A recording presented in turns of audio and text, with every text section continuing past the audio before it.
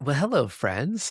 I It's Mark here, first and foremost, and I just wanted to record something that provided a bit of context to where You're Invited came from and maybe give you a bit of a flavor of what you're about to walk into or what you're invited to.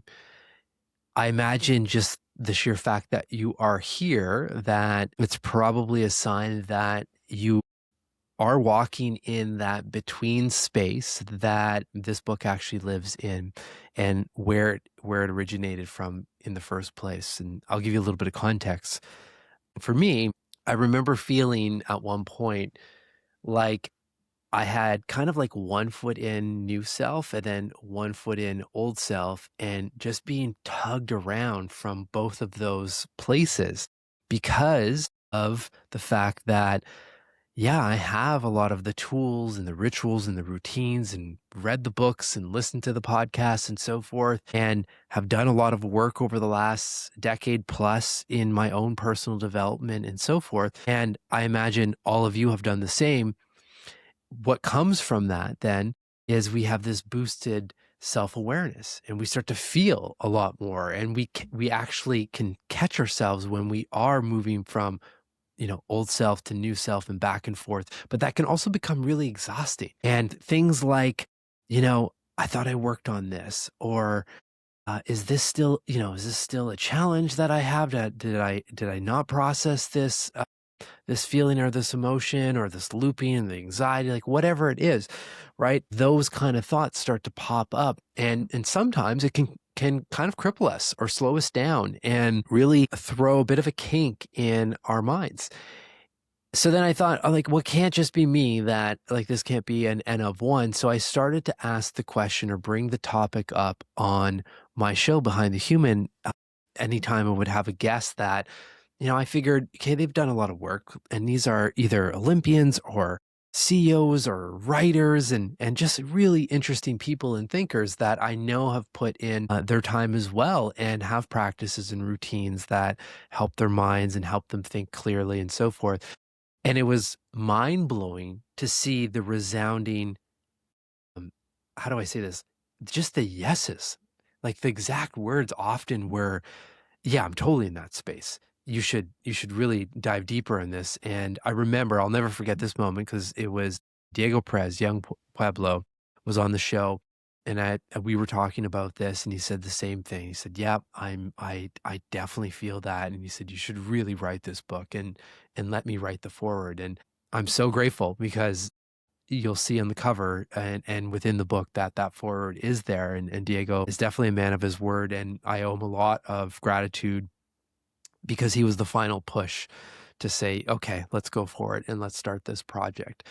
So, what You're Invited is a book, and I would say more of a guide, frankly, of wisdom and lessons and perspective shifts to help us navigate that between space with a little bit more ease and a little bit more grace. And the reason why I say that, and the reason why I say it's a guide, is because what Kelly and I, and Kelly, my amazing co-author, Kelly Gores, what we've done is we've assembled a table of teachers, 14 of them from all walks of life, people that you probably have read their work, like Rumi, Carl Jung, Mary Magdalene, Lao Tzu. And because of the technology we have access to, it's the first time that well, definitely these 14 people have been in the same quote unquote room together.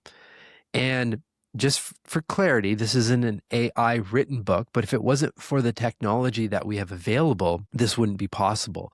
What we did is we put these people in the same room and we started asking the questions, and we started interviewing them as if we were sitting having dinner with all 14 of these individuals. And then what was so magical and that kept developing was this whole conversation around, someone would say, or offer some kind of perspective and share a personal story where they worked through, as an example, when wisdom turns against you, and like, how do you navigate that whole concept? But then someone else from the table would say, well, actually, that's really helpful, but let me add, because I would actually approach it from this perspective. And throughout the entire project and experience that just kept going on back and forth.